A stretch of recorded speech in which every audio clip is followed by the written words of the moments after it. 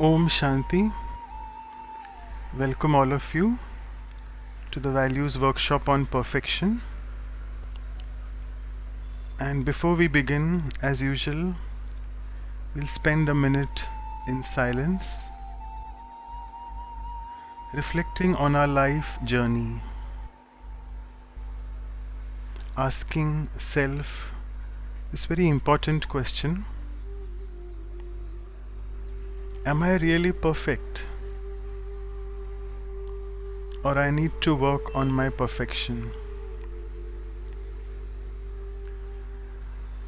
So let's invoke the presence of the Divine Supreme Being.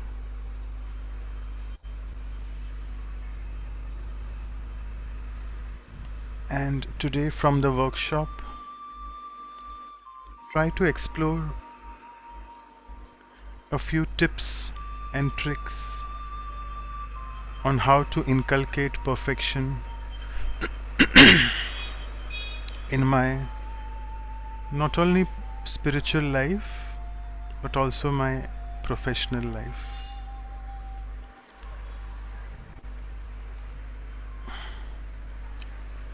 So, as usual, welcome all of you once again and thank you for being on time. Let's move on. You have seen we have covered all these values workshops. They are truly highly experiential and we get a lot of feedback and comments from your side that you are really enjoying them. So today it's on perfection, and as usual we have our facilitators, Sister Anu joining all the way from the west coast of Canada, Vancouver, and Sister Shutri from the west coast of United States, Arizona. And we have always our very senior brother, Dr. Ashok Mehta, who always is on time, joined always for the workshop. And we shall have Sister Gayatri soon joining us when we start the summary sharing of Brijmohan Bhai Sahib. Okay, so today we have a very unique icebreaker for all of you. If there are quite a few new people who are not aware of what the perfect world looks like, let us give you a glimpse of this perfect world. So I'll just share my screen. Before I do that, let me just tell you the video which I'm playing is around 9 minutes, but don't worry, it won't go on for 9 minutes. What I want you all to do is, in the video, particularly down at the bottom, there'll be something written in English. It will be various points of what the perfect world is like, and I'll be just sort of putting the caption on there and moving the cursor so that you can just concentrate more not on the images but more on the wordings, the linings which are mentioned in the video. So I'll just share that, and what we'll do is see the video in perfect concentration, try to grasp as much as you can of those sentences, and then we'll try to ask you what is your instincts, or what do you feel, what insights have you gained after looking at these images. So I hope you can see the images, you can see the video.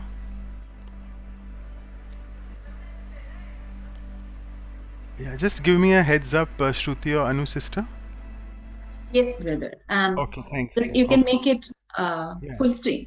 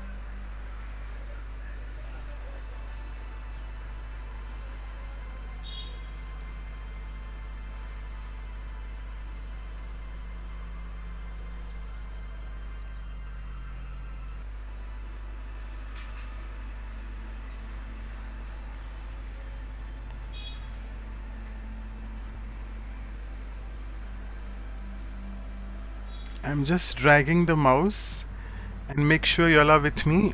Sorry, it may sound a bit fast, but bear with me because we have to cover almost 9 minutes. So just try to concentrate on the wordings written.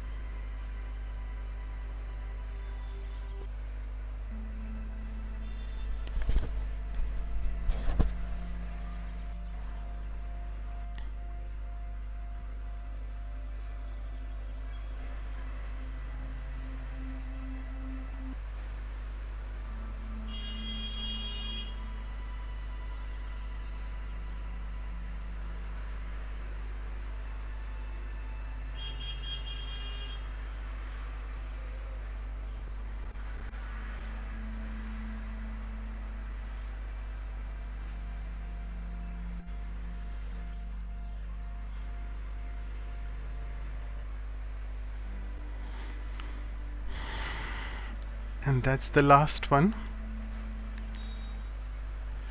So I'm sure you have gathered something. I'll just stop sharing. So some things you'll have gathered from the wordings written.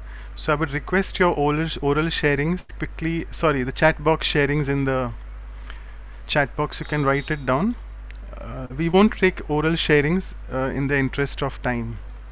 So you want to just write down something what you felt looking at the video.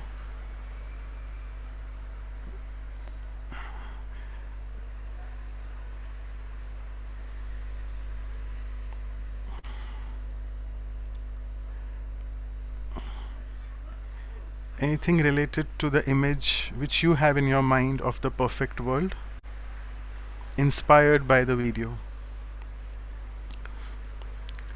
Okay, pretty silence, like the golden age. Okay, I can see some people have started typing. Okay, music and dance, experiencing joy, which is inhibited in my heart, or uninhibited maybe, loveful, royalty and beauty, love and bliss is in the air, epicenter of all the happiness, peace and enjoyment. Wow, so you are enjoying. So beautiful adjectives and all full of values. All your answers are sense of being complete, all set for a perfect balanced world, nothing lacking. Wow. Everything overwhelmed with divinity, full happiness. Sorry, I'm not reading your names, but I'm sure you know who's, because you all can all see. There is love, purity, bliss, and joy. Dr. Mehta is saying fragrant, good. And there's fragrance of purity as it was mentioned. Vijay brother is very enthusiastic and he's writing about the golden age with a lot of peace, love, happiness, bliss. All beings with full of virtues and powers to feel complete. Great. So you can see we are awaiting the presence of this perfect world, aren't we? So I'm sure you have got some food for thought now. So I think with this icebreaker, we'll move on to the first activity. We'll try to stick to our time. And lastly, since I have one more minute, it is wonderful to see, however, only people living life according to Srimat. Okay, so yes, some words which are coming. Srimat is the directions of the Supreme Being. We call elevated directions as Srimat. They are currently living like a lotus in heaven. Yeah, that's heaven. The perfect world is called heaven. Okay. And I'll just take the last since it's just coming up. Sola Kala Sampurna, which is 16 celestial degrees. We'll cover that. Brijmohan Bhai Sahab covered that. And in the golden age, again, there is peace, harmony between all the beings and the royalty of purity. I hope you remember we had done the workshop separately on royalty and purity as well. Right, and beautiful flowers, fresh fruits, and lot of divine virtues. Okay, thank you so much, all of you. Over to Anu's sister for the next activity. Thank you. Thank you so much, Manoj brother. And yeah, is it not so real? It is really real, right? In our hearts, as we got the glimpses of that perfect world. We call it golden age. That's beautiful. In this journey, however, the very first exercise we are going to reflect on, that is our perfect world in our heart and mind. But where are we right now? So, in this very first exercise, our reflection question is reflect on your vision for a perfect world in relation to the aspects that are happening right now.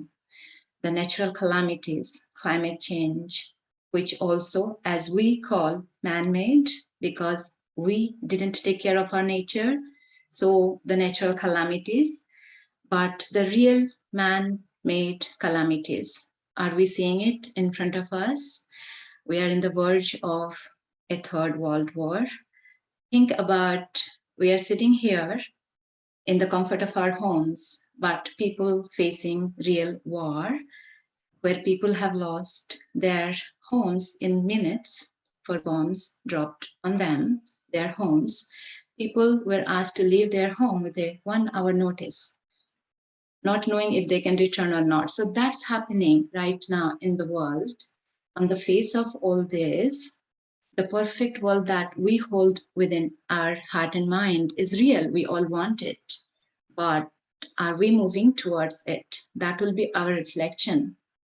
And in this regard, two things I want to bring to your attention, that in the teachings of Brahma Kumaris, as we learn the spiritual practice, the perfect world or golden age is integrated, that's existing in our studies and practice.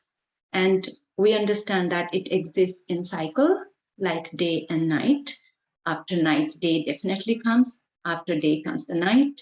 So the perfect world was there and it is there. That's why we can relate to it, we can feel it in our heart and mind. And the other aspect is when a house becomes old, to build a new house in that place, we have to demolish the old house. So when we demolish, is it a destruction or is it a new construction or transformation? So all that is happening right now around us, is it a process of transformation that's taking us towards the golden age, the perfect world? So we want you to reflect on these aspects, your perfect world, what is happening now, and where are we heading to? So before we go into the reflection, however, if Manoj Bhai is available, I would call upon him if he wants to add anything to make us help in our reflection. No, that's fine. You're fairly clear. So I would just want you all to reflect on these two questions. Sorry, on these two aspects. What are the man-made calamities and natural calamities? And then we'll move on to our self-transformation journey. So I think that's fine. Thanks.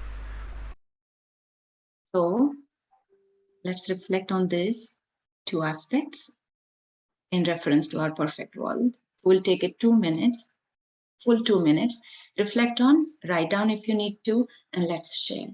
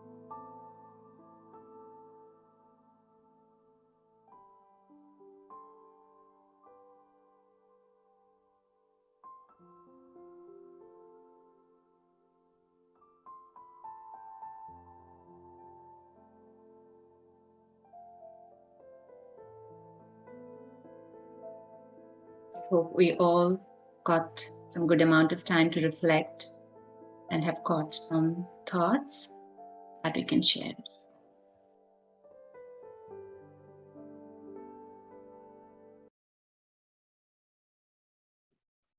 Let's get into sharing.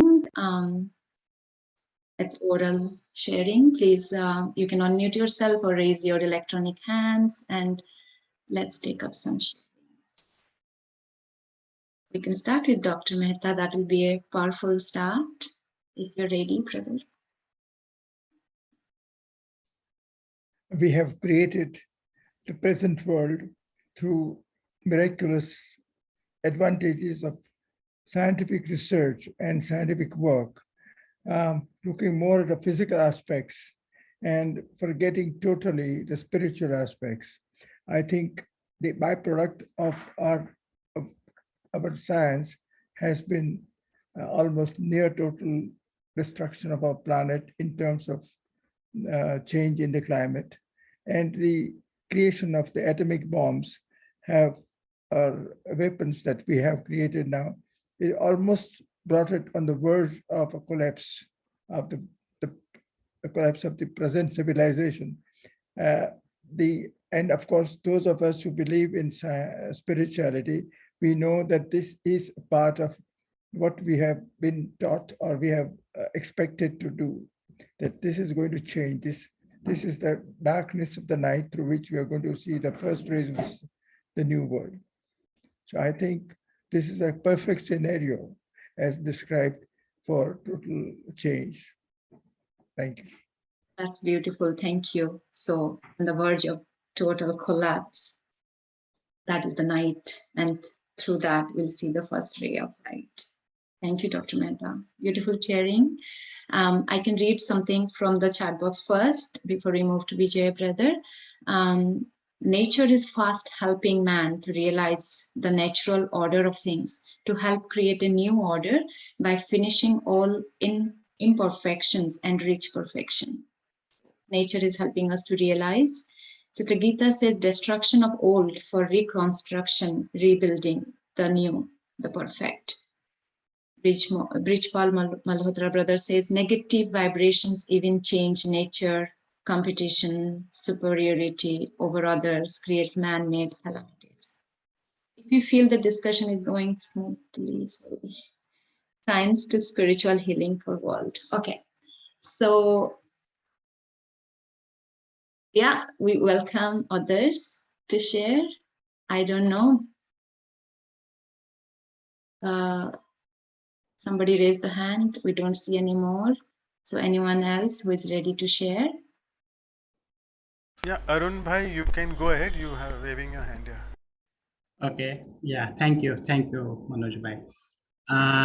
What I think after you can hear, I believe. Yeah.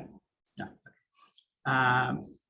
The natural calamities, in terms of natural calamities, I think that once the environment is changing after the destruction, the calm and perfect environment is there where the tiger and the goat are going to drink the water together.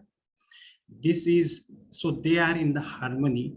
The flow of the wind, the flow of the water, everything is just perfect. And we are going to have a perfect sound where we call as in the music also, like perfect shadja. We are getting the perfect shadja, and the orchestra, perfect orchestra is there. So this is what is for the natural calamities, we are shifting towards that when it is a perfect world. And as regards the man-made calamities, I think in the perfect world, when all is the derivative out of the anger, out of the pride, all 4 P's which we have seen are to the climax as of now. And those 4 P's are gone away. And then we are seeing the perfect situation in which there is no lust, no anger, and perfect love, which we can see amongst, and we live as a family and it's in harmony. Everything is in harmony. This is my take on the two topics. Thank you so much, Arun brother. So beautifully you explained that contrast and where we are shifting for both. Thank you so much. Thank you. Anyone else before we go to Vijay brother, because he has also shared in the chat box? Anyone else who would like to share their thoughts?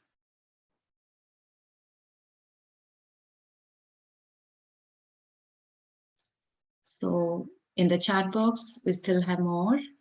Nature is walking side by side with human beings, both going through this beautiful moment of transformation where impurity will give way to purity. Beautiful. That's Manuel brother. We have another Gita sister sharing. We have to accept that we are responsible for all calamities. So to create new world, we have to take steps like accepting all people and culture, consuming less, and love all creations of God. Really beautiful sharing.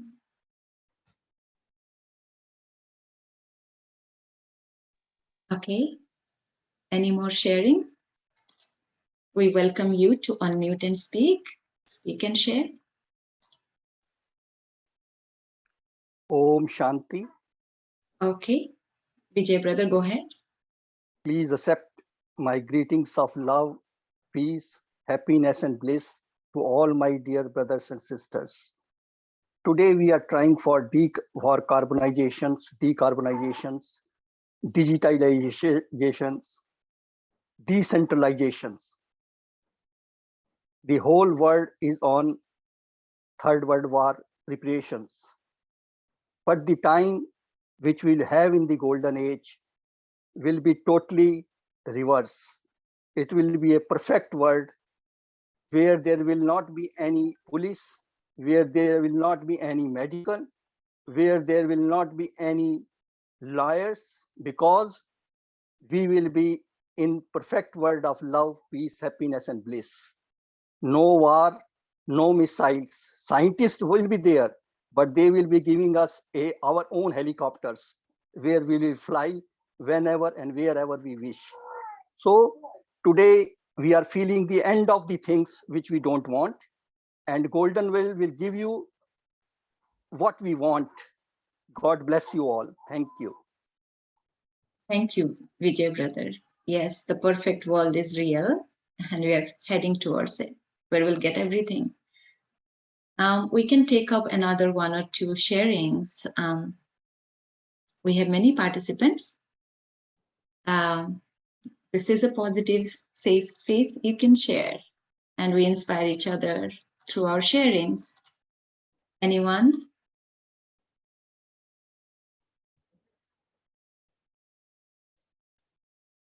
Okay. Yes. Yes, Catherine. I'm Catherine from France. A few days ago, Sister Jayanti said that what is happening currently in the world is the fruit of our yoga. It's the consequence. Om Shanti. So consequences, yeah, like what we do, and yoga can have that positive effect to bring the perfect world or take us through it. Okay, sounds good. Thank you so much, Catherine sister. So Dia says, simple living, complete harmony, respect for each, for earth, air, and water, and all living beings. So with that, let's wrap up this as we move on to our next activities. So I'll hand it over to Brother Manoj. Thank you. So thank you, Anu sister, and thank you all of you for sharing your vision for a better world. I must rather say a perfect world. Why better? It's perfect. And all of you are aware of this concept of entropy, which is again a scientific phenomenon, that everything moves from a perfect stage to a chaotic stage, and from, if you want to get it back to the perfect stage from chaotic, there is some divine intervention needed, and the person or the supreme being who is not a part of this physical world where we are in, his intervention is needed, because we can't do, because we are all in the depleted stage. So I think this sets the ball rolling for the next visualization, which I want you all to do with me. I'll be giving you a few thoughts, and as all of us know that we are discussing these calamities, but now let's step out of these calamities and let us move into, as we know, time is cyclic. So after, I don't call it destruction, I say after whatever is happening in the world, there'll be transformation. And this transformation starts from within, the self transformation, what we call. And all of us know that, having learned the Raj Yoga course in detail and listening to the spiritual versions daily, we have started our self transformation journey. So let's begin this. I'll again share the screen and show you all that what we are doing in the next few minutes before we go to action planning with Sister Shruti. So let's visualize what we can do for self transformation. Experience this visualization. Take a deep breath in and out. Relax your body and mind.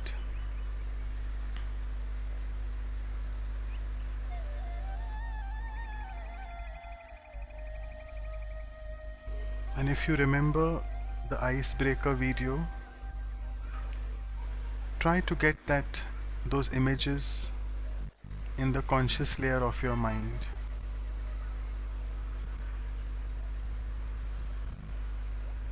It's a world where all the beings are in a pure soul conscious state. So let's try to practice that for the next few minutes.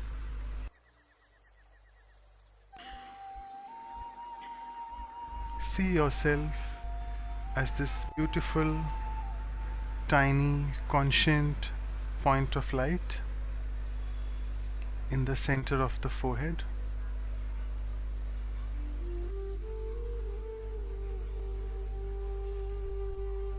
That's the true me, the energy that I am.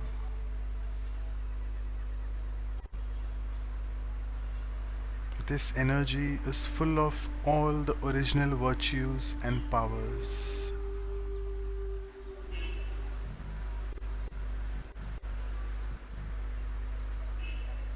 And ask yourself,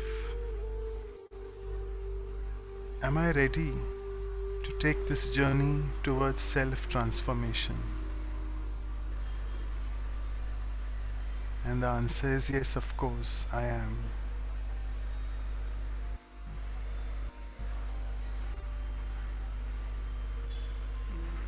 So my energy, which is depleted, let me get connected to the Supreme Being who is all set to give me this new perfect world as a gift.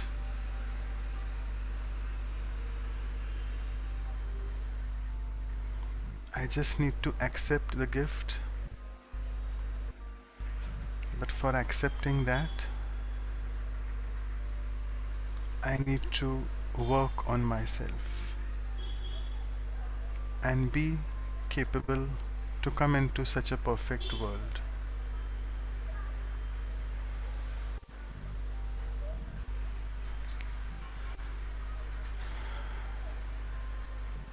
So I think with this prelude that yes, I am ready for self-transformation, what can I do further?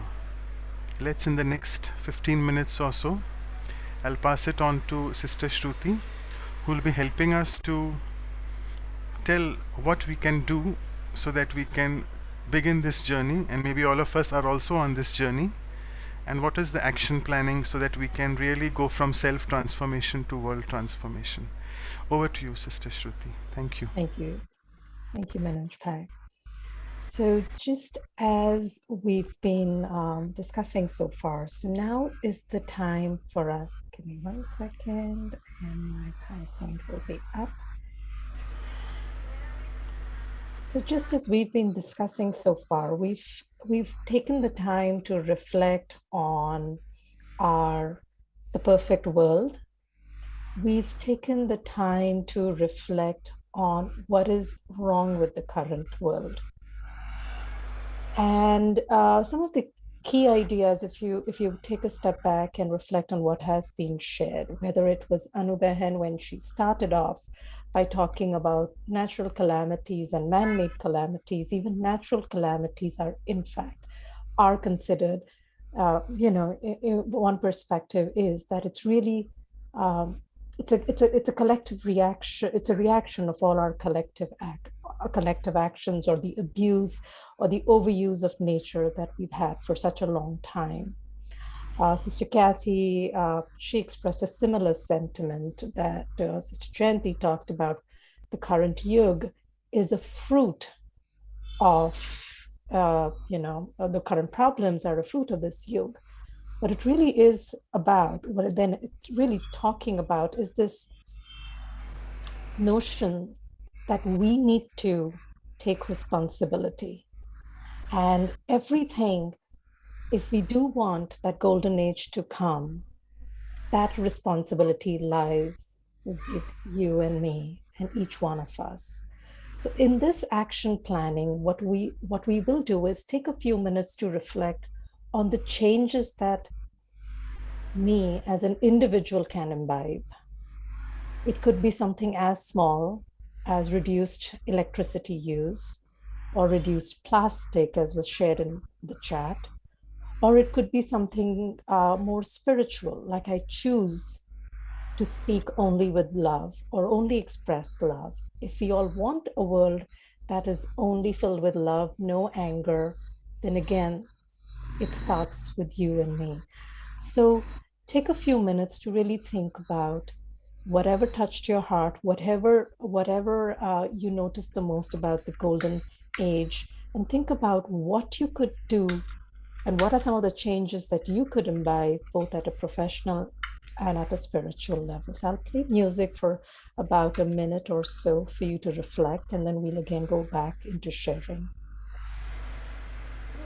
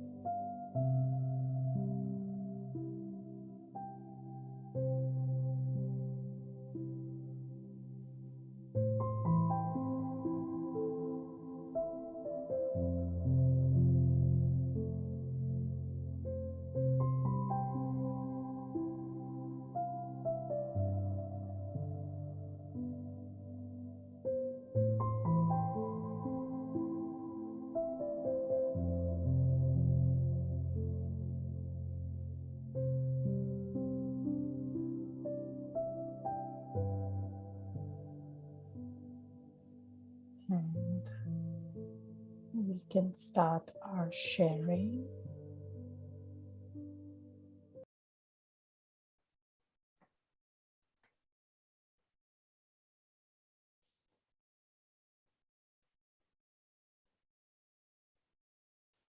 We have a few sharings, and Vijay, I see your hand up as well. I'll start with the chat boxes as everybody comes back. Manoj Bhai has written, professional will be more compassionate and loving towards my patients, and spiritual, make my early morning meditation powerful, practice more silence, both of the mind, and maybe less talking or as much as needed. That's one. I'm sorry, there is one sharing, and I too apologize. I think it's Portuguese, if I'm right, but I won't be able to read that. If somebody would like to translate that and put that in English in the chat, I'm happy to read that out. Riva says, develop the ability to respond, not react. That's a deep one, respond and not react. Recognize that my reaction is always based on my old sanskars or more imbibed habits. So now I change, review my reaction, and then respond with compassion. How wonderful. Oh, we have it. Yes, it was Portuguese. So be more attentive and focused on my thoughts, words, and actions. To focus my attention fully that I'm a being of light and that I'm vibrating light that I assimilate from the Supreme Being. That's wonderful, Marilisa. Thank you for sharing. And thank you for interpreting this for us. Anybody else? Would anybody like to unmute and speak?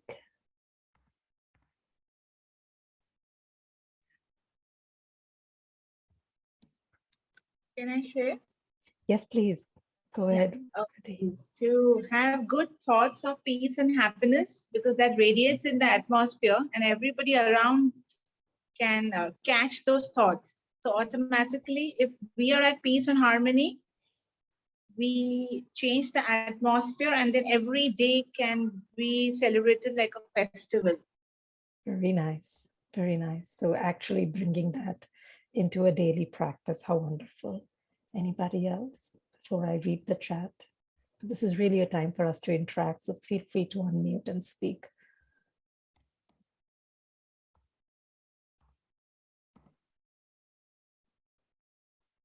Yes, Vijay, go ahead. I don't think anybody has been blocked from unmuting. I am Catherine again. Yes, go ahead, Catherine. Yes, please go ahead. So for self-transformation, I think we need to allow golden age sanskars to re-emerge, and first of all, be happy.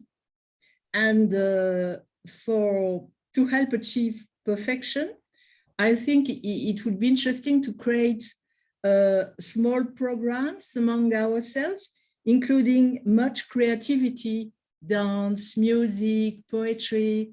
That's what we are preparing, the few of us, currently. How wonderful, right? Some of those have been so lost: music, craft, art, dance, whether it's education or our life. So absolutely small programs to encourage that. Why not? How beautiful. Anybody else? Om Shanti Didi. Yes, Vijay Bhai, please go ahead. And I Again, see my Brij dear Bhai brothers as and well. sisters, please accept again my greetings of love, peace, and happiness and bliss. We are all asking for love, peace, happiness, bliss, perfect stage. So the magic formula is think yourself, experience yourself as a soul, a point of light, and all other beings also as a soul, point of light. Now, this is a magic formula, whether you are in professional life, whether you are in social life, whether you are in friendly life. The magic formula is I am a soul with virtues of love, peace, happiness merged in me, which will be immersed by connecting to our supreme energy, God, and all our qualities will come on surface in golden age. And other people also feel they are souls where these qualities are merged in them. And to make them immersed, we have to remain more peaceful, more loveful, more helpful. Om Shanti. God bless you all. Thank you, Vijay. So very right. So many ideas, and just a summary that this is all inherent in us, and let's just start radiating it. And the way to do that is through meditation. Very nice. I see a few more cameras on. Yes, Bridgebhai, please go ahead.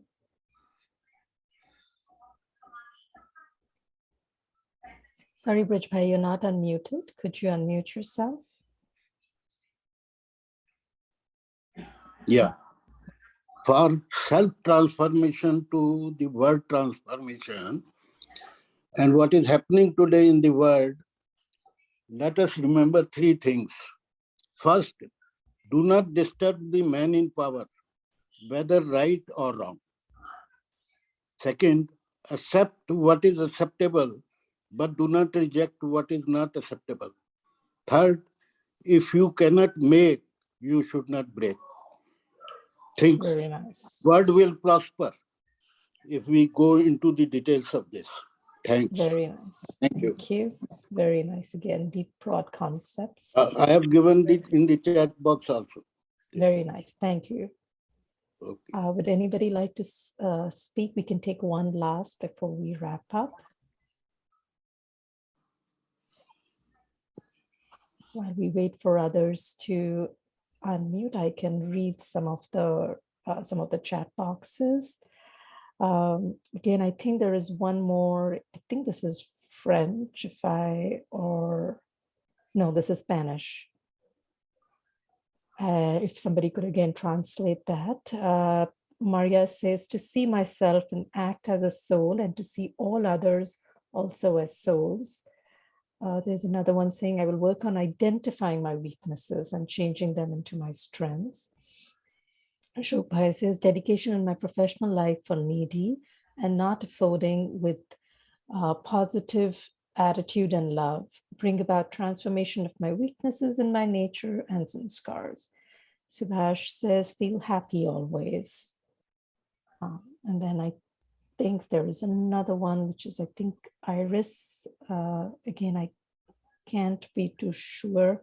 No, it's French. So if the interpreters, if you take a moment and just put that in English, I'm sure everybody would love to. Sister, there is one in the Spanish. He said, I feel that all the drama is about me, and I need to have tolerance to accept my vulnerability, my weakness, and then I can go and then I can transform. Wonderful. Thank you so much for translating, like Claudia. Thank you. Thank you, sister. Okay. Yes, Sister Geeta, go ahead, please. Okay. I think almost all of us are saying the same thing with slightly different words. And we are all already are on this path of trends, like we are all trying to change ourselves. And what I think basically, what our journey starts with, that being soul conscious. So it's very easy or possible to think of yourself as a soul, but we have to understand every one of us is soul. If we do that, including animals, that works for me, that everybody has soul, and animals or other living creatures do only what they need to do. Only we, human beings, go by greed, not by need. And I think that is the root cause of everything what is happening around us, whether it is natural calamities, man-made, everything is man-made, everything. So if we believe in Baba, if we truly believe in God, if we trust him, because a lot of things are happening around the world in the name of God, in the name of this is right. So if we know and differentiate between right and wrong and focus on only doing for well-being of everyone, that's why I say that what we need to do is consume less, in the sense that what we need, yes. And we have to think of everybody. And spiritually, I think if we just being soul conscious and think about each one around us, the world will be perfect right now. That's amazing. Yeah. So thank you, Sister Geeta. So with that, we'll wind up. We'll just take a minute to, I don't think we have the minute to summarize, do we, Manoj Bhai, or would you like to jump in? Do we have 30 seconds to summarize? Okay. Go ahead, go ahead. Okay, there we go. So again, lots of wonderful ideas over there, right? From being more compassionate towards patients, towards trying to, dedicate towards the needy, transforming my own weakness and natures, good thoughts of peace and happiness, and of course, a lot about soul, and just recognizing that not just that I am a soul, but everybody else is a soul too. And, there's lots of words over there with greed, asking of ego. And I will stop there and hand it over to Manoj Bhai. You will get all the notes, of course, as always, in email. No worries. Thank you. Yeah, so let me just congratulate all of you that today the figure has gone beyond 100 as well. So it's good to see 100, because for a workshop, it's very difficult to deal with so many people. But thanks to the Almighty, we are still on our journey, and the workshop is going on smoothly. And we have our very dear sister suddenly appearing like a sparkling star, Gayatri sister, all the way from New York. Thank you so much for joining. And Anu sister, if you can make her co-host, and Sister Gayatri, I'll just do the 15-minute session review of what Brother Brijmohan Bhai Sahib said, and then we'll move on to your sharings. Okay. Yeah, so thank you all of you for really coming out with so much of your wisdom.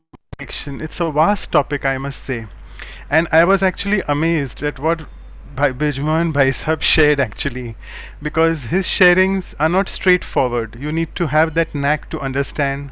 Also, he puts a lot of humor in his sharing. So let's see what he had to say on perfection. He said it's a relative term, because he gave us an example of a flower which can be very beautiful, all the plastic flowers, but no fragrance. Then again, nowadays we are in the science world where you can make beautiful flowers with bright colors, even much more brighter than the nature, but no fragrance. So he said perfection is something relative. And he took this quote. I leave it up to you all to think what he was trying to say about that. Jack of all, master of none, and master of one, jack of all others. So I totally leave it to your imagination to interpret this. Then he always likes us to do in a question answer format. He doesn't like lectures. So I was trying to ask him a few questions on spiritual perfection.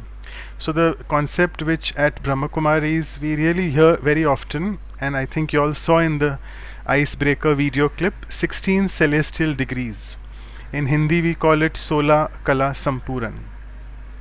So basically, are there any, why is this 16 figure given? Are there some 16 degrees like that, or some 16 figures of art? No, it just symbolizes perfection.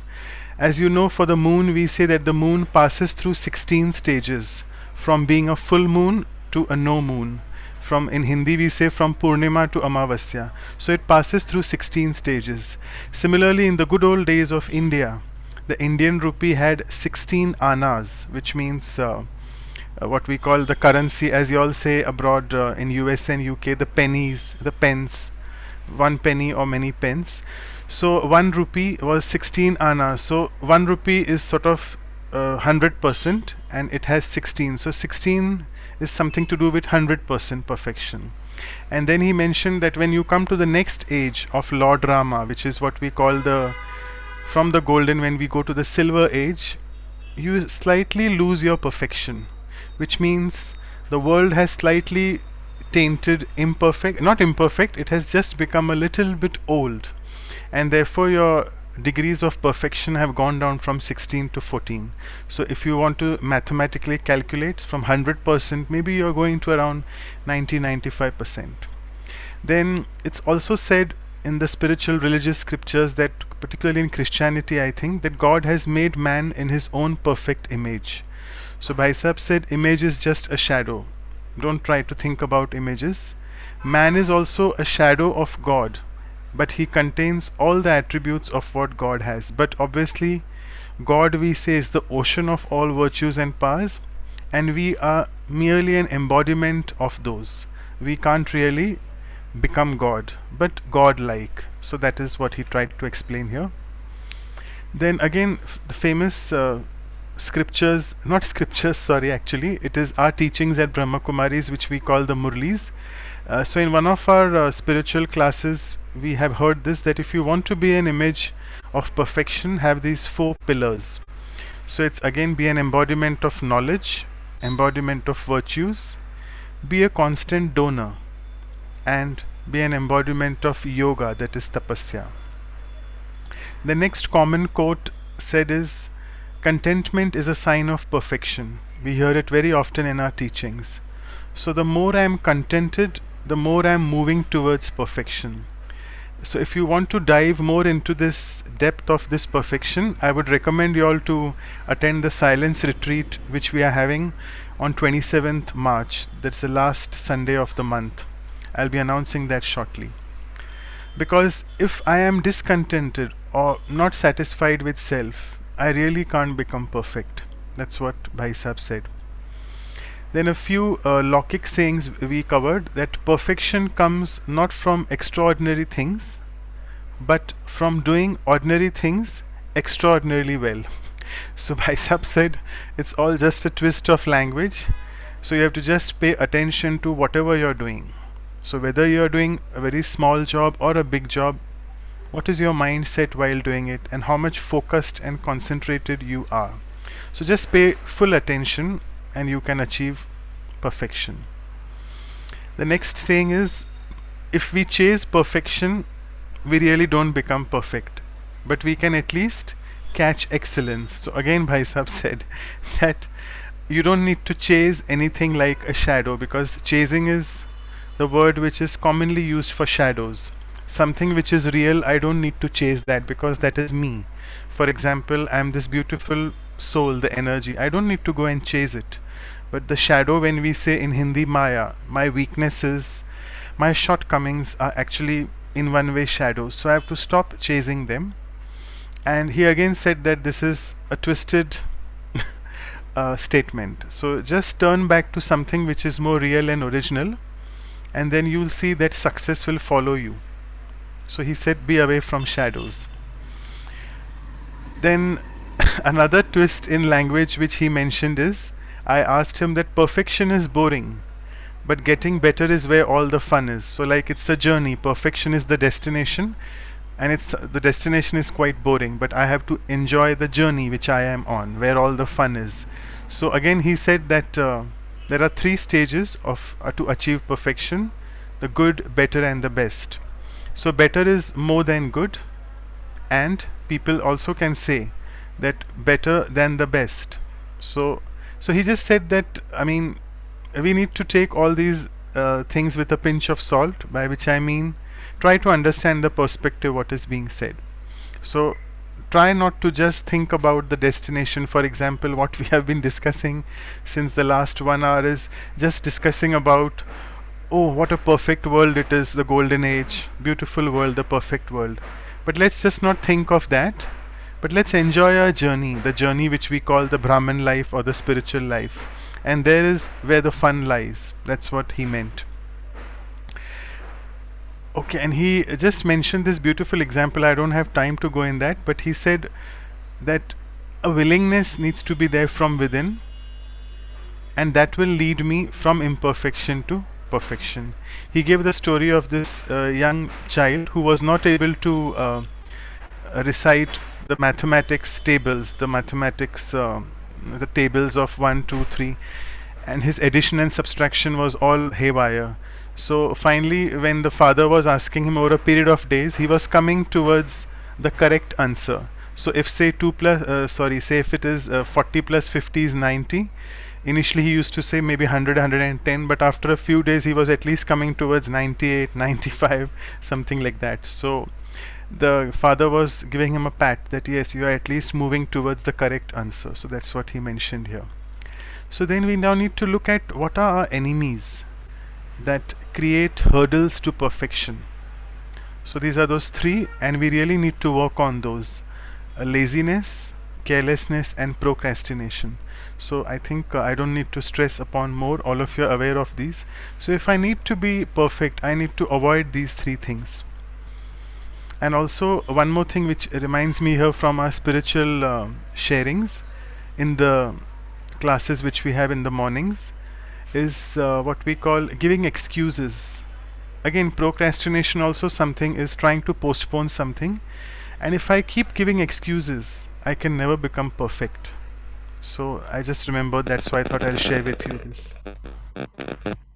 Kailash, you just need to mute yourself. Okay.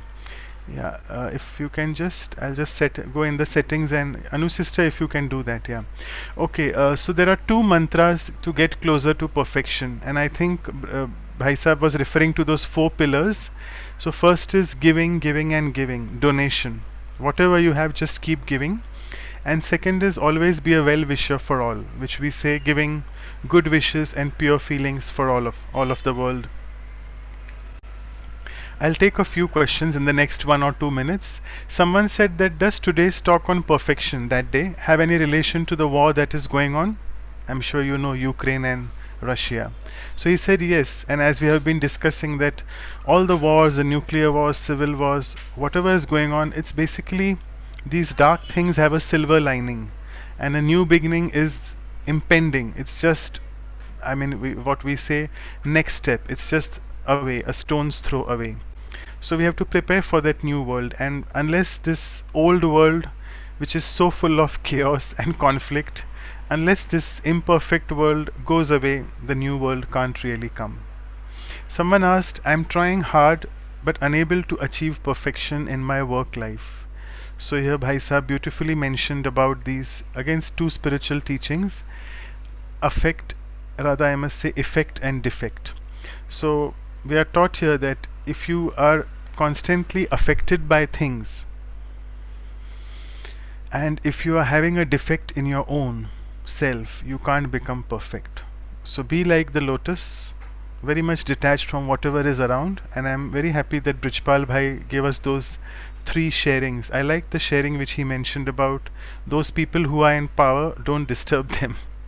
Right, so in one way it is, don't get affected by what you are seeing outside, because that will affect your stage, your stability, and your journey towards perfection can be affected. And try to remove your own defects. That's the only way to become perfect.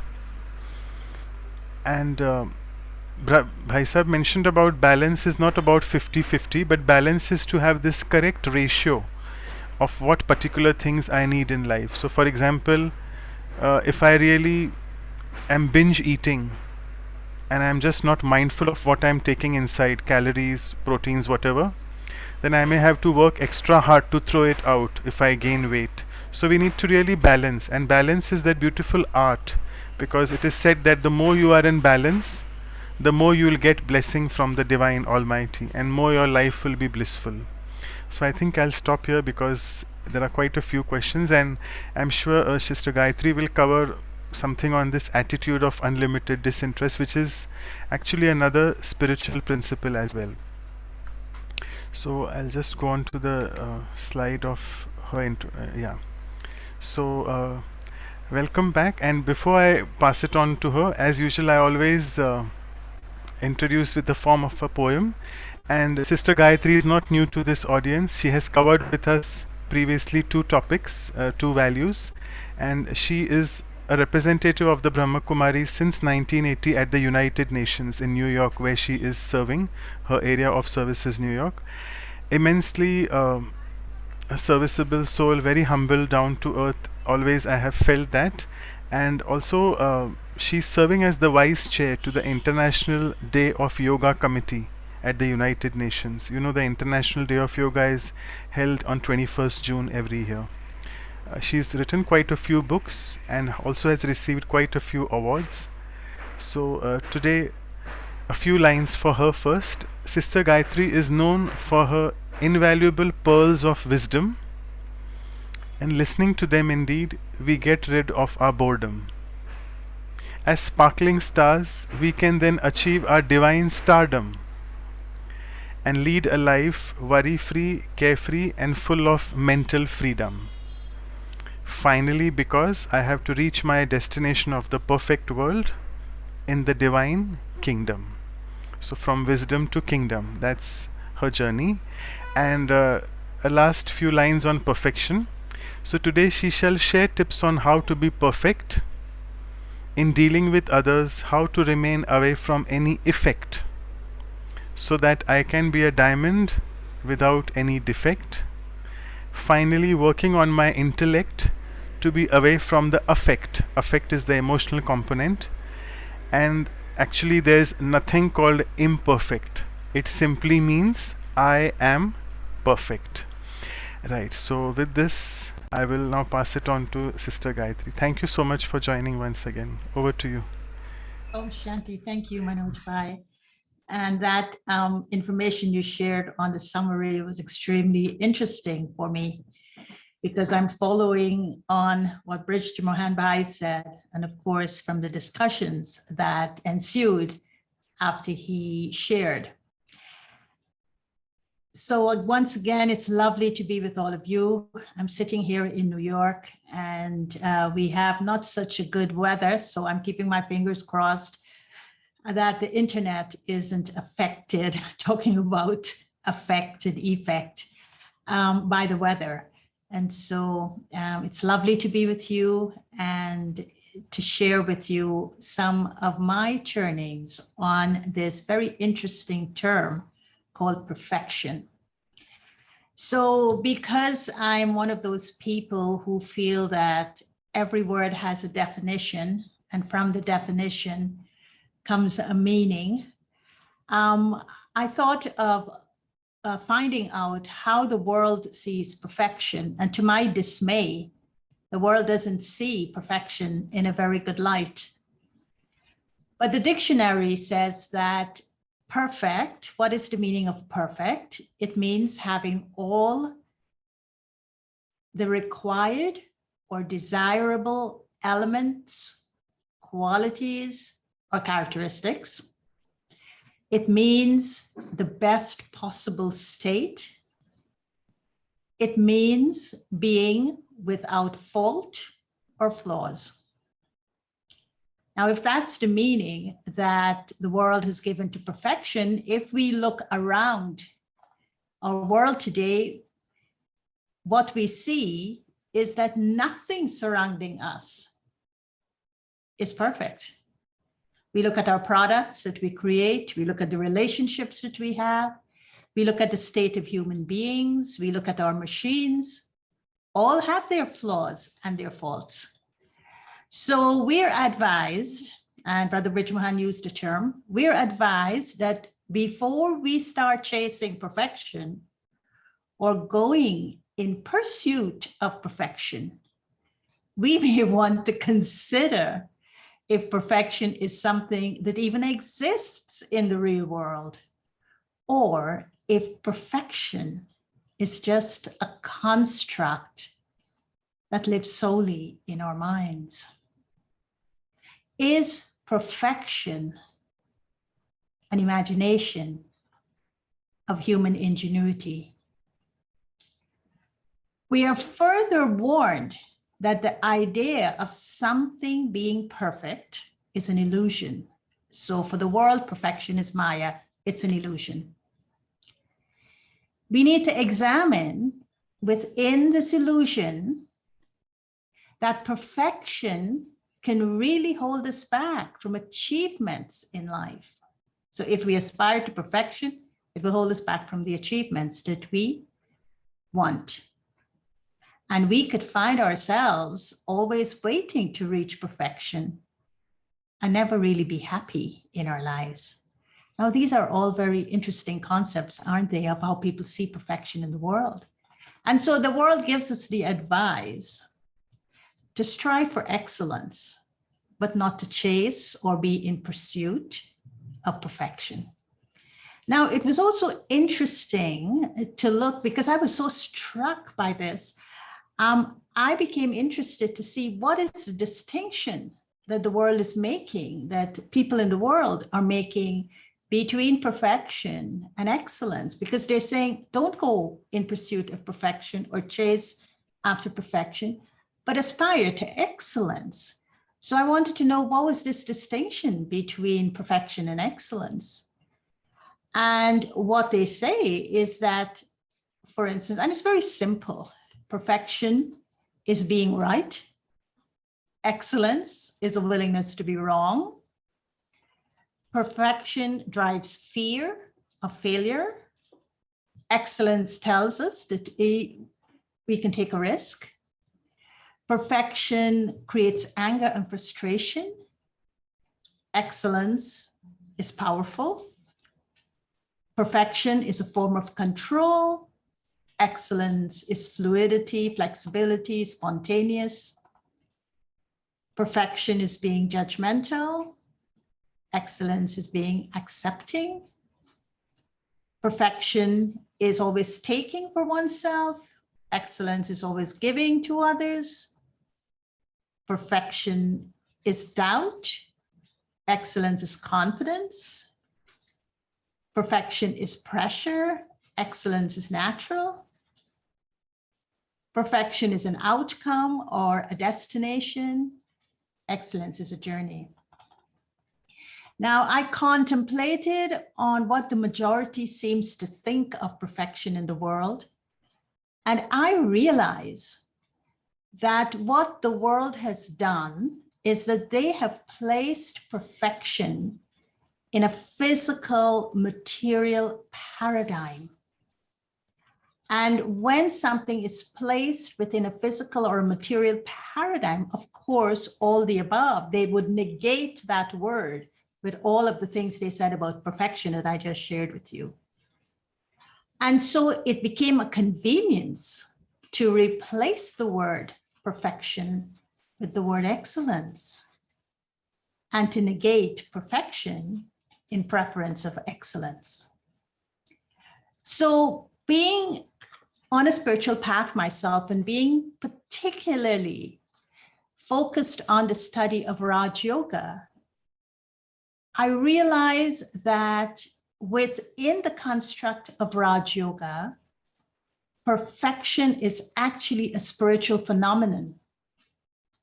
And so this spiritual phenomenon of perfection cannot be found in terms of understanding and experience in today's secular world, especially when it's put within the frame of a material and a physical paradigm. But then there are wise people who also look at perfection in a very different way. One such person is Socrates.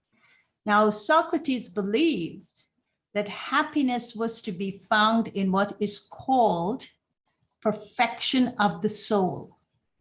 That is making one's soul, in layman's term, to be as good as possible, to emerge the goodness, the latent goodness from within the soul.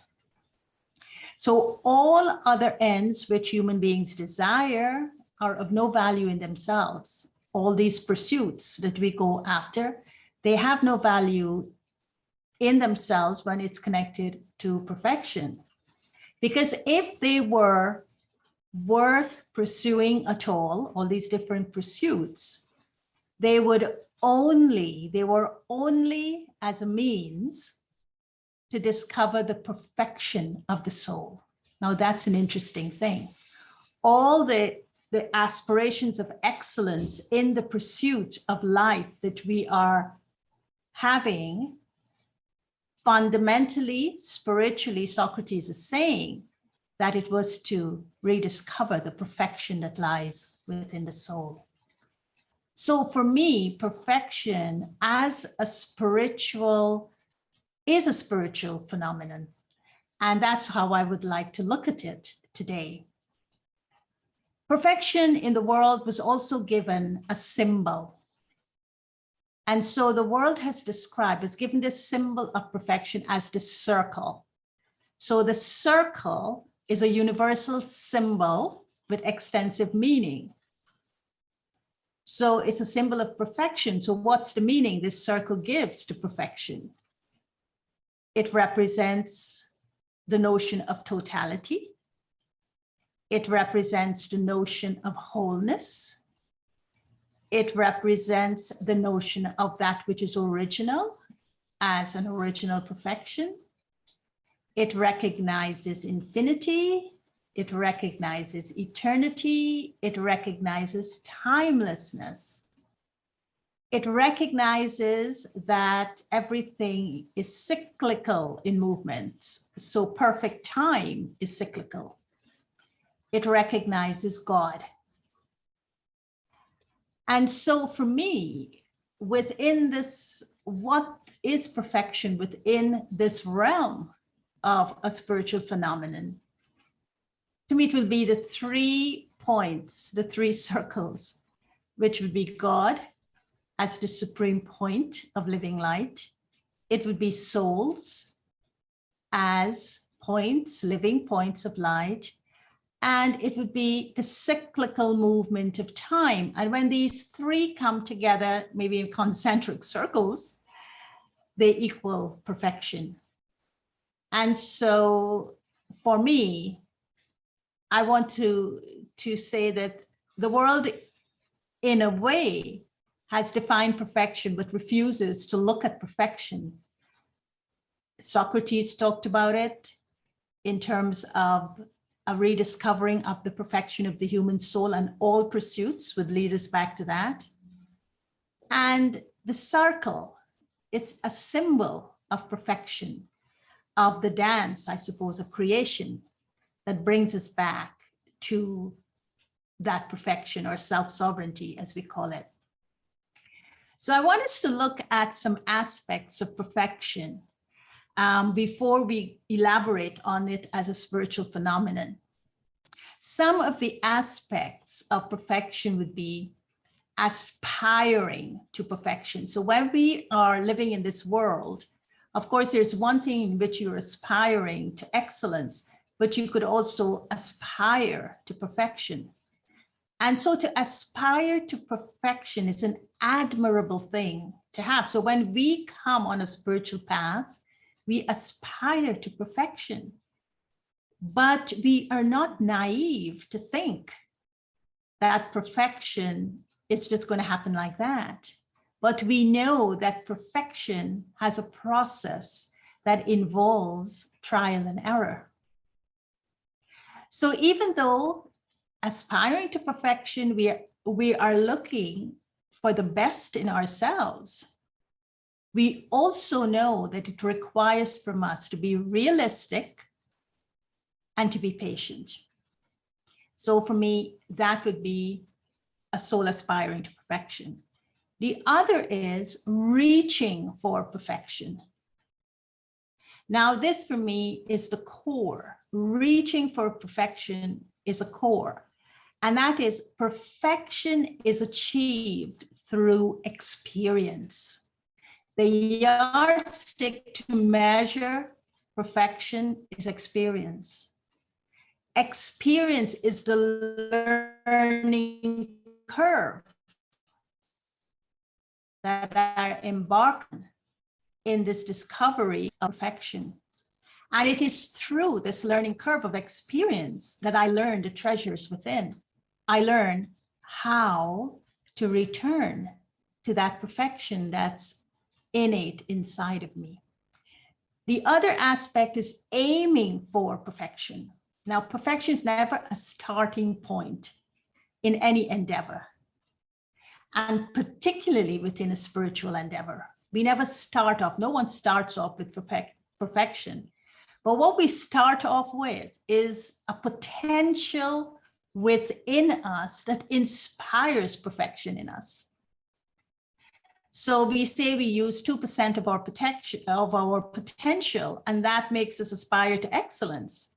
But the other 95% of our 98% of our potential is what is inspiring the perfection within us. Perfection is working with our potential to tell us, look, you can be perfect here. So to realize our potential requires us to start from who we are in the now and to start from where we are in the now.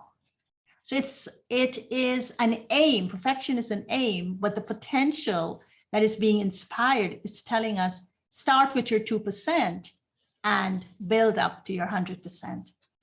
So I feel that, it's the aim that we have. And, the famous story of Arjuna, what did Arjuna see? He didn't see everything in the secular world, but he just saw the eye of the bird that he had to shoot. So his perfection was aiming for that. So the aim is very important. And then the other is playing with perfection. You know, all the things that they said about perfection, being fearful, being doubtful, being judgmental, being all of these things. Well, it's because they take perfection too seriously. Whereas life, perfection is about life. The laws of life are supposed to be perfect laws. The laws of nature are supposed to be perfect Portanto, laws. a lei da natureza. So if I'm looking at perfection, let me look at it also a little bit like Brother Bridgman said, with a little bit of humor, and I'm calling it playfulness. So in our world of instant fortunes and instant communication and instant gratification, it is still true that anything of true and lasting value would take time and effort. So getting to perfection requires us to follow a less than perfect road. The world is less than perfect. The road is rough and bumpy. But within this less than perfect road, we are having to make the effort and to build the experience to take us to that perfection. So playing with perfection would mean being light, being easy, and having fun along the way. So perfection is possible. Perfection is not an accident. Actually, what is perfection? Perfection is the catalyst to transform our lives. Because what we learn when we look at this whole construct of soul consciousness is that perfection is possible for every one of us, no matter what age, no matter what color, no matter what nationality, no matter what gender, no matter what religion, no matter what level of education. Perfection is possible. It is a catalyst that can transform our consciousness of life, our consciousness of living, our consciousness of relationships, our consciousness of our world. So I wanted to kind of elaborate a little bit on those 4 things I spoke about above, aspiring to perfection. So as a catalyst, perfection as a catalyst, when we aspire to perfection, what are we aspiring to? We're aspiring to return to our authentic self, to our true self. And in so doing, we have to realize who we are.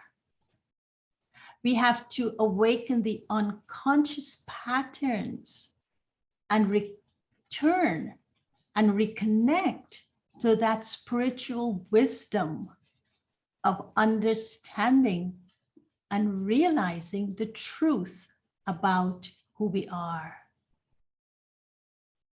If I do that, then I'm able to touch the perfection within me. It is by being myself, aspiring to return to my authentic self, that would open up me to the possibility of an inner perfection. So I'll have to choose. Perfection will say to me, okay, choose. Choose to be your authentic self. Choose to be the authentic you. Why would I do that? Because everybody else, as they say in the world, has been taken. So I can't want to be anyone else. They've all been taken. I can only be me. And so when I choose that, to return to my authentic self, I begin to walk this road to perfection. And I begin to not worry so much about my outer world, because I begin to see a solidity in my inner world. The road begins to become less bumpy and less rough, and I begin to walk on smoother surfaces. Perfection is returning to my authentic self. It means to bring my real self to the table. I don't have, you see, excellence carries with it some form of competition, even if I'm competing against my own self. And so when I bring my real self and not my shadowed self or my image to the table, then I'm not caught in self-appraisals. I'm not caught in how I rank myself in my own mind or how others are ranking me in their mind. No, I choose to be my real self, and I choose to bring my real self to the table. So those are some of the real things on this field of action in the way we're living that we have to look through when we're looking at perfection in relation to our authentic selves. The other I'll touch upon, and remember, I'm just giving you little strands, little threads of these 4 things in relation to how we live out, how perfection can be a catalyst to help us on this road to perfection. The other is the authority of experience. So I'm reaching for perfection. And in reaching for perfection, I am using the authority of my experience to ratify that perfection within me, to reaffirm faith in myself that, yes, it's moving me toward something that's lying within me to discover more and more of it. So perfection is a living experience that we can nurture and we can intensify only, as Baba says, or as we heard here in the teachings of the Brahmakumaris, when we stretch our wings to fly a little higher. How do we directly experience our perfection, as hidden as it is within our everyday living? That is what will motivate the authority of experience when we're reaching for perfection. So we'll focus on a few things. And I think this is the core. This is the yardstick for perfection for me. Focus on what you can get out of your experiences. Because when we only focus on being the best, the hardest worker in the company, the smartest guy on the block or girl, the funniest, the one who attracts everyone with their humor, we are in a never-ending anxious state because we're always trying to be who we're not. We're not bringing our best selves to the table, our real selves. We're always trying to be like the chameleon. We're always trying to become like others or become like the environment. So we can't feel at ease if we don't focus on our own experiences, because that unease will come from always wanting to scrutinize others, to scrutinize myself in relation to others, to worry about how others are seeing me, to worry about what I have to do if I need to keep up with others. And so I need to go back and focus on my own true experiences. The other focus I would suggest in reaching for perfection in terms of experiences is to focus your attention less on what you're doing. In other words, perfection isn't about being caught in a divide of right and wrong, but focus more on what you want to feel, what you want to gain from the experience. For example, the next time you take on an event at work or a project at work, rather than focus on logistics to start with, focus on the experience you want to come away with from that endeavor that you're taking on. For example, you may start at a relational level, connecting with others, drawing the specialty out of others, making them feel special when they offer their specialty to the project or to the event, learning something new, enjoying new and interesting insights. These are all at the experiential level, and these are all roadblocks to perfection. The other is aiming for perfection. And I think this aiming is about alignment. And so I wouldn't use the word balance, because when you use balance, it's amounts. But I would use the word integrating. So finding the integration points between doing and being. Because most of us, when we're looking at perfection, we get caught in the universe of doing. I have to do something well and perfect. And in getting caught in the universe or the world of doing, I become more preoccupied with survival instincts, with survival traits. But both doing and being are equally important.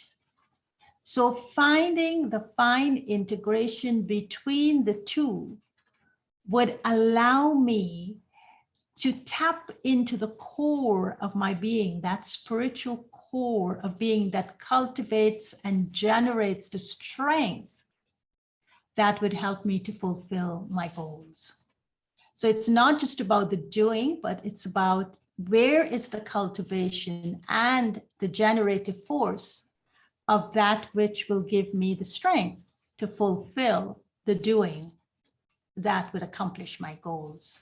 Because the meaning of life lies in our purpose. And so for perfection, I think the starting point would be, depending on what we're aiming for, because it's the aim, what really matters to me? What really matters to me? What is it I want to perfect in this life? And that answer, I think, will ignite the fire of moving toward the perfection. And then the fourth is the accomplishment, and that is playing with perfection. And so I'll just give you a couple of points on this, and that is our perception of perfection is very important, because our perceptions of perfection sometimes remove us from the sense of play. It becomes too serious. It becomes too all-consuming.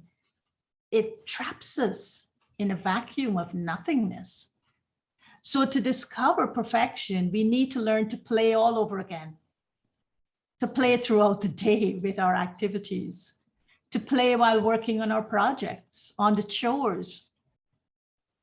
And this will not only improve our performance, it will not only make us appreciate the outcome in a very respectful way, in a very beautiful way, but it will boost our curiosity, our creativity, our imagination, and it will keep filling us with life-giving, they call it energy, vital energy. Because, and here's a key, we tend to live a lot in our minds. And we forget that bigger than our minds is our soul. We are whole beings. We are souls. We're not just the mind. And so sometimes perfection is hijacked by the mind alone. And the mind is very addicted to the senses. So I have to understand myself as a whole being and understand that the soul nurtures and calms the mind, and the soul refocuses us on the purpose. So I have to understand that in order to play more. So I'm not afraid anymore of moving toward something that I hold of high esteem within me. Because when I think of perfection, I'm afraid it's as though fears just show their monstrous heads, and I'm not able to demonstrate a commitment to discovering what my perfection is, because the fears kind of eat up my commitment. And the other one is staying away, playing the game of life is particularly within relationships with others. And so perfection is to stay away from the game of judgment and evaluation, particularly in my relationships. And so this would also involve my ability to not suppress my feelings, but also perfect my relationship with my feelings. And so I'll end now by saying to you that perfection as a spiritual phenomenon is an emergence. It is an aim that if I have the right aim and objective, perfection will emerge and show itself to me. Because perfection emerges from a process of purification.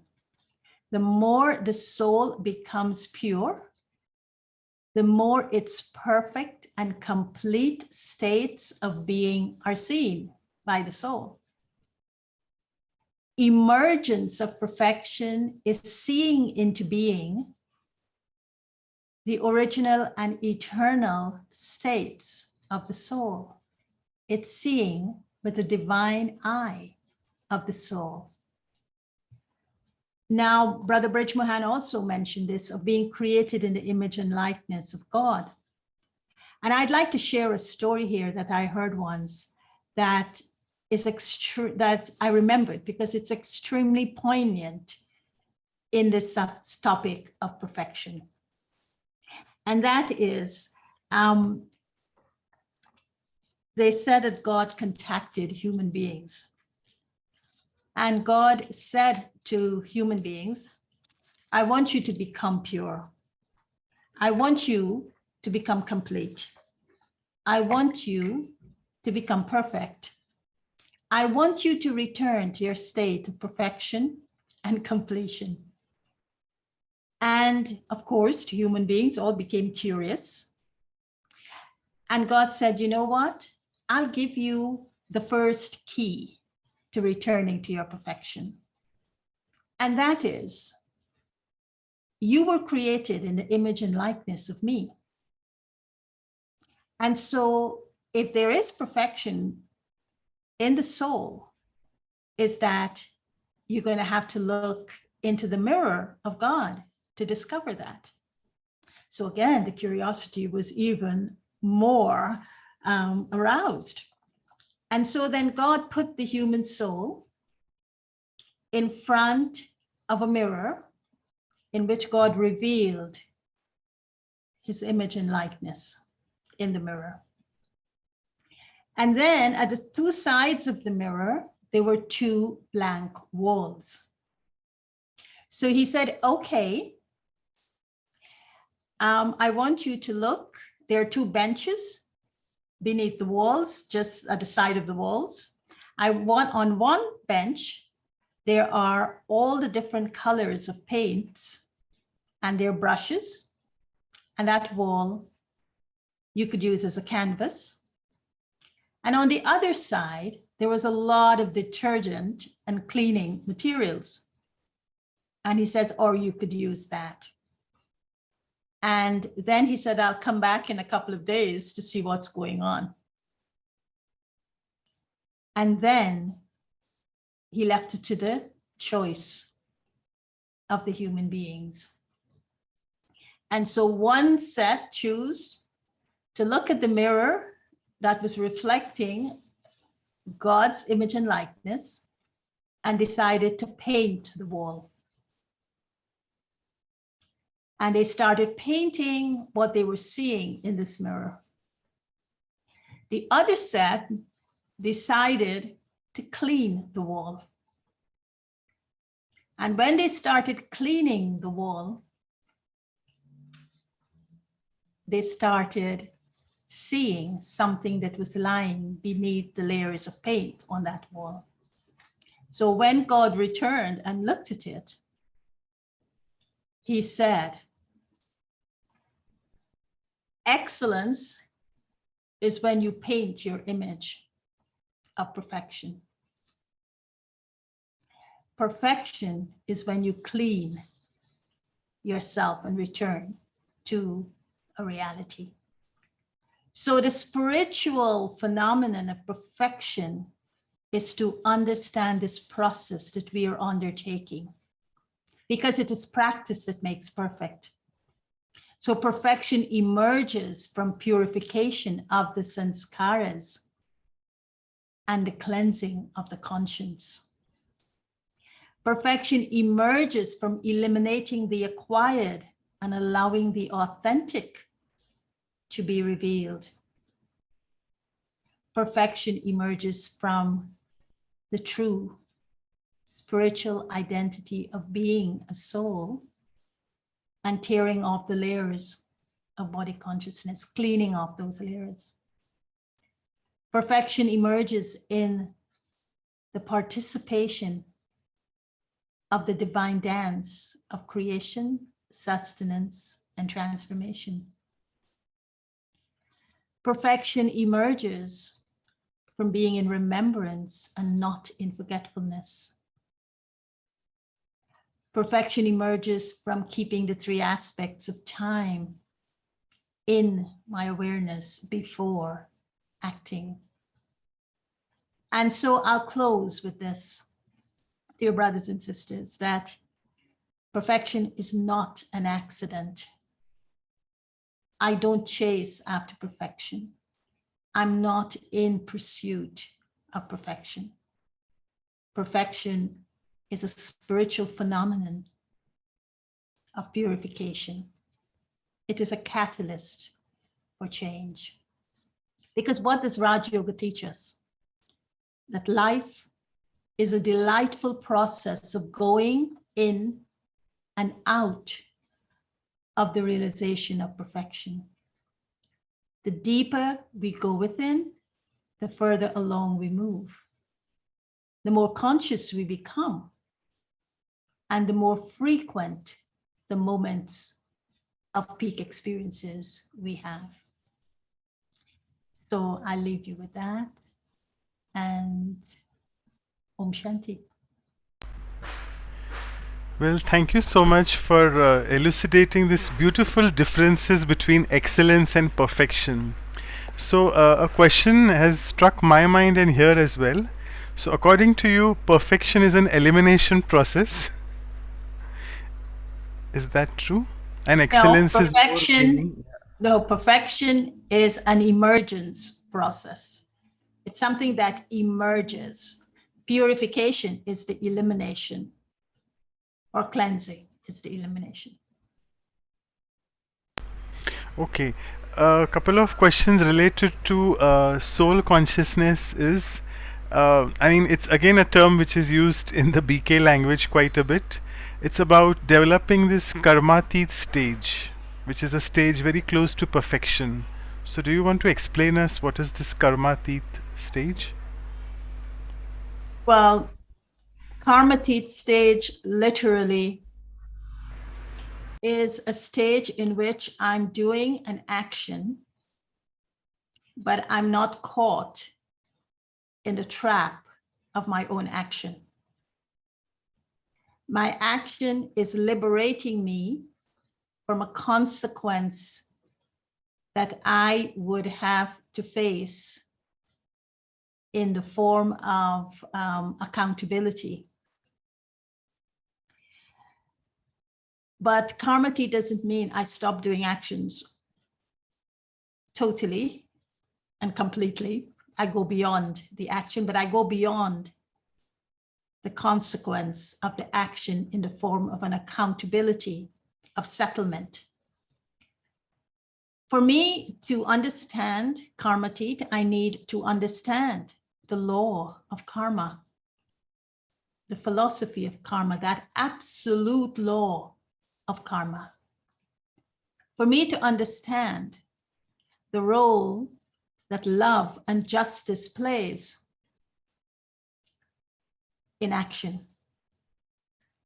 Because every action carries a form of justice in it. And so I'm not exempted from the justice of the actions that I do.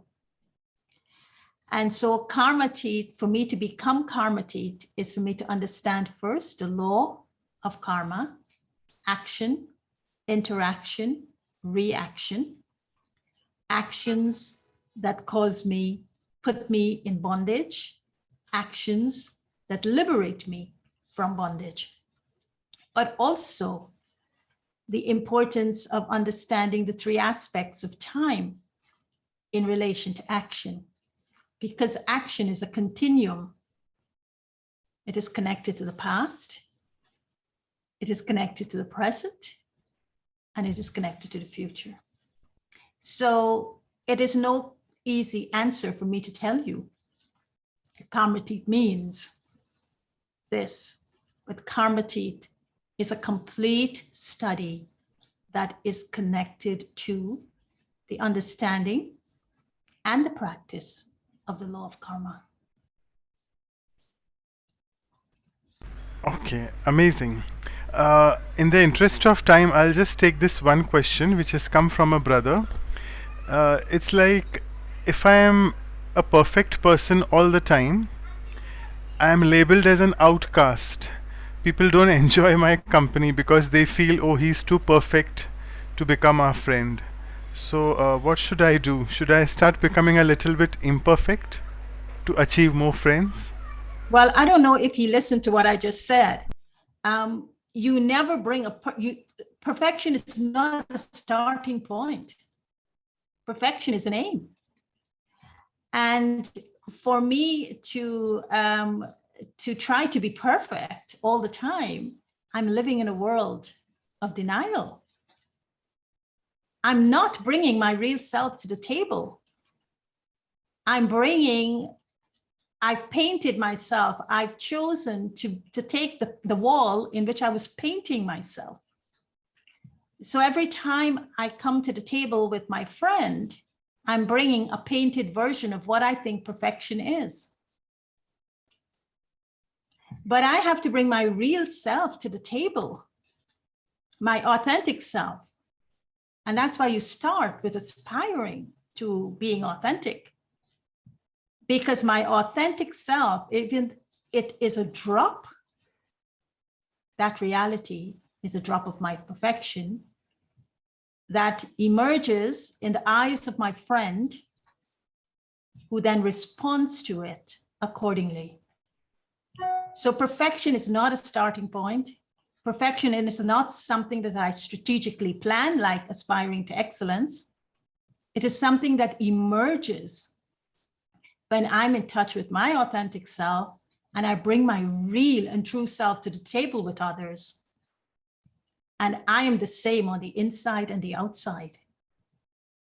And I allow whatever is that true potential to emerge from within me. And this is why I said, perfection is to live, it's a process of living in remembrance. And living in remembrance means, of course, one level is to be in connection with the Supreme Being, as we call remembrance, but never ever to forget that on this road to rediscovering my authentic self, lying within me is the good, the bad, the ugly, the beautiful, and the lovely. Okay, so a perfect answer, I must say. Okay, so with this, I would now like to request Dr. Ashok Mehta to propose the vote of thanks. Yeah, over to Dr. Mehta. Yeah. Thank you, Gayatri. This was a perfect lecture on being perfect. I don't think you can have anything more than just to be perfect. But what I liked something was to be authentic. I should be myself. I can't be somebody else. And that's my perfection as far as I'm concerned. Karmatic state is we all try to reach, we want to be free from the bondages of karma of various kinds, especially of many, many births that we are carrying with us. And therefore, I think what you have said is you have brought us from Socrates to Baba. And I think it's amazing the way your flow of thoughts was so fast that sometimes you get dragged into it. But something that one would like to do is how to be perfect, and that's what you have said, to be authentic yourself. Thank you very much for this most beautiful, perfect lecture on perfection. I think I'll have to listen to you at least a couple of times more before I understand the depth to which you have taken us. Thank you very much. Om Shanti. Actually, I should buy when you will listen to it again, you will say, oh, it was so simple. It's actually very simple. I haven't shared complex concepts. It's very simple. I tried my best to make it simple. Hopefully that's how you hear it when you listen to it again. Fine. Thank you so much, Dr. Mehta. And before we go into the closing meditation, I'll just do a few announcements quickly so that you all know what's coming, what's in store for you all in future. So moving on our journey, a beautiful festival coming up next weekend. It's the Holi. A lot of spiritual significance about this festival, and we have with us a very new speaker, Sister Sapna. She's instrumental for serving the China region of Asia, and she will be joining us. I mean, she's in India currently, I think probably from Madhuban when she joins us. So please make sure you can attend. It's on the very second day of Holi, which we say the day where people play with colors. So we'll see what colors we have to play with in a spiritual perspective.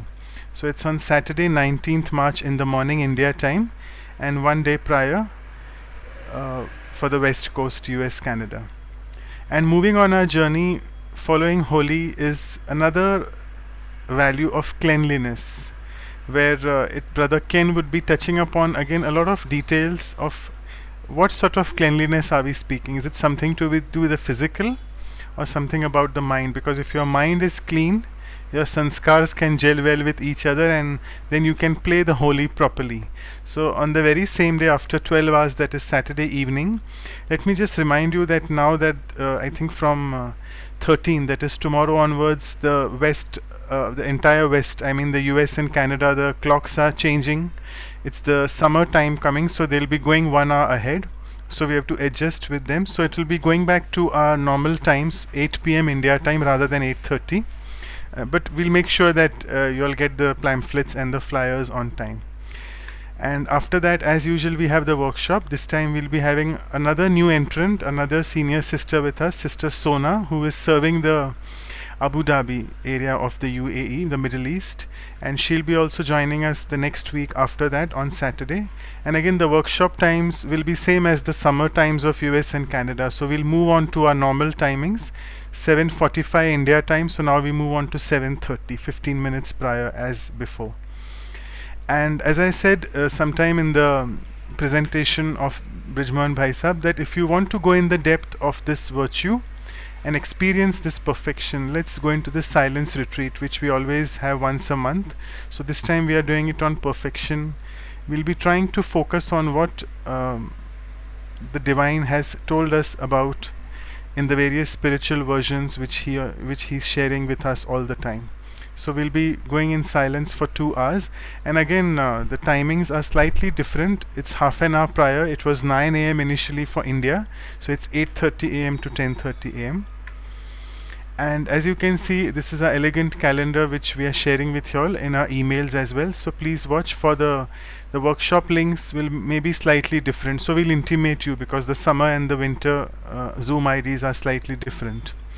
And here, I mean, quite a few people are asking about where can we access these, are they there on the YouTube? So yes, they will be there on the YouTube as well, but if you can just copy this down quickly, all the workshops, particularly omshanti.tk/workshops.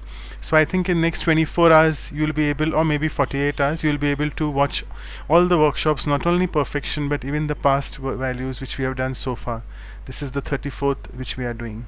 And you can contact us on our vihasaindia@gmail.com, or even Vancouver website at ca.brahmakumaris.org, and our websites are mentioned here: vihasaindia.in and vancouver.brahmakumaris.ca. So I think I'll just stop sharing here, and over to Sister Gayatri for the closing meditation. So you want me to share some soft music also in the background? Okay. Is that okay? Yeah. So let us sit comfortably and let's center ourselves onto the seat of the soul.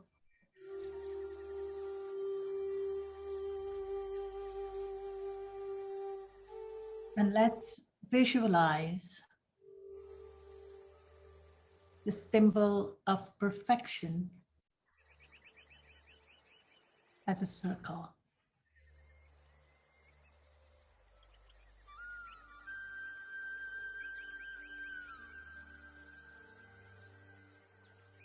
In the center of the circle is a point.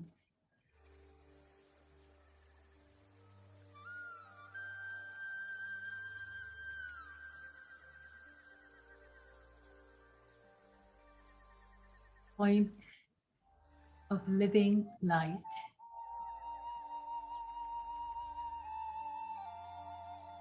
The soul.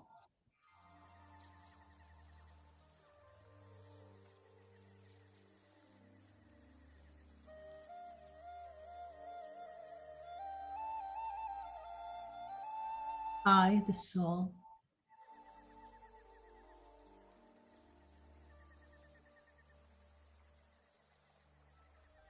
I have the same likeness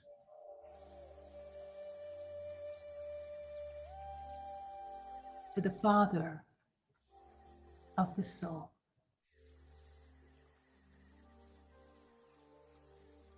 To the Mother of the soul.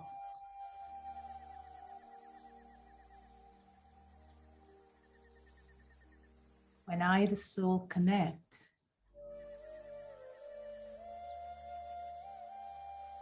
to the divine source of my supreme parent,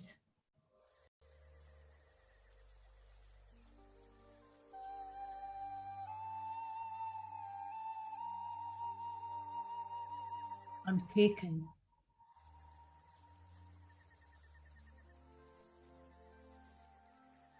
on a journey of returning to my authentic and true self.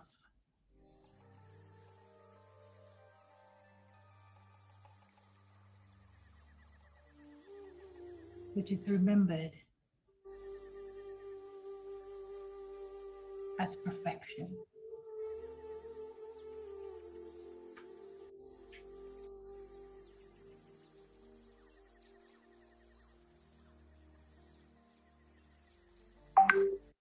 Perfection is a spiritual journey and a destination.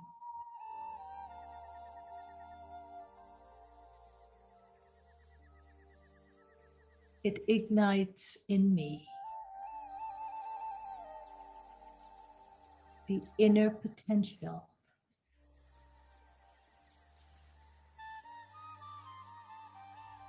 to aspire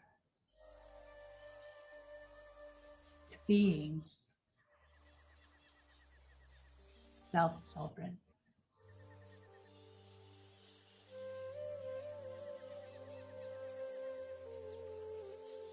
It opens me to the authority of elevated experiences.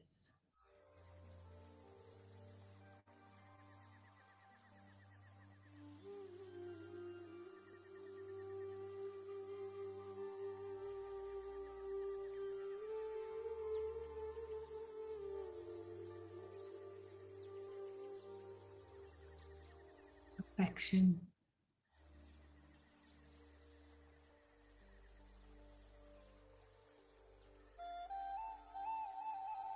It's like a landscape.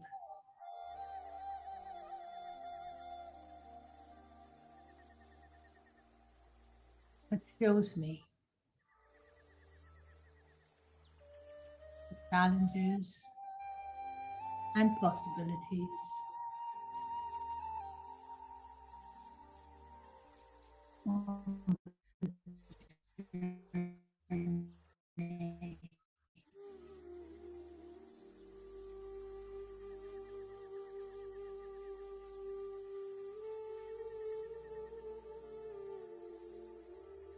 Perfection is to share with others through elevated thoughts.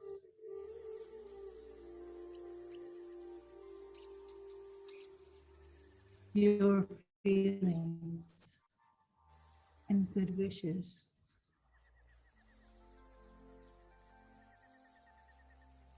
Giving them a glimpse of their authentic selves.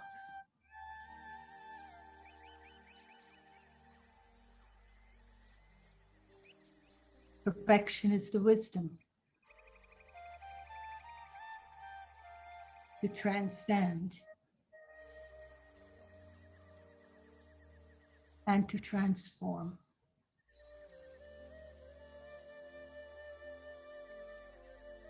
In a state of tranquility.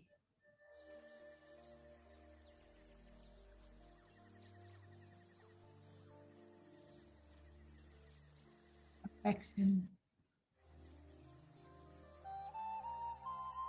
is the journey of purification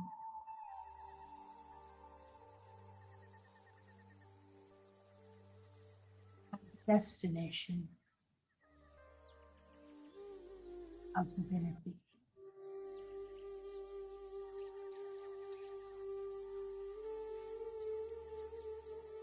As a child of God,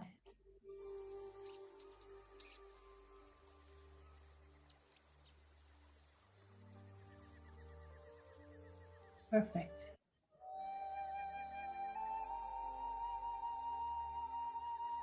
As children of God,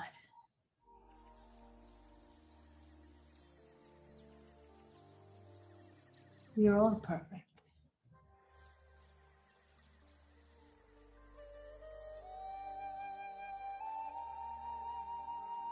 We are born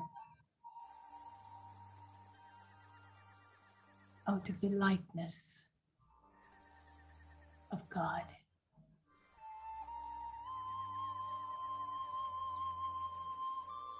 And even though we cannot see it clearly, lying in our subconscious are visions and memories of perfection.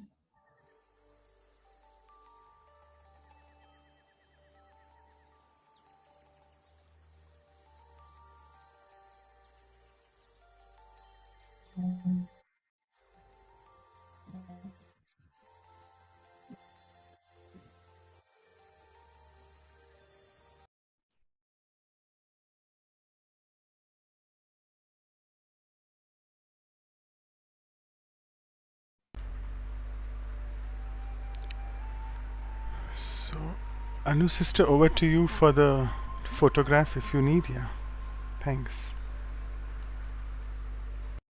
Any closing comments from Sister Claudia? I'll call upon as I ask everybody else to open up their video. Sister Claudia, you would like to?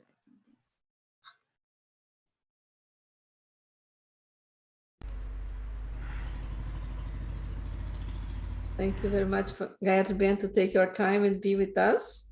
It was very nice to have you explain to us between the difference in perfection and excellence. So thank you, it was very powerful. Thank you. In the name of all of us who are here today with you. Okay, so like every time, we want to take our picture with Sister Gayatri. So whoever has still not opened their video, kindly, we request you to open your video, start the video.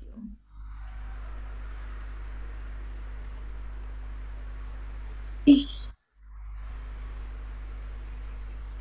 2 pictures, that's great. Thank you everyone, and thank you, Sister Gayatri. That's invaluable sharing. Okay. You. Thank you.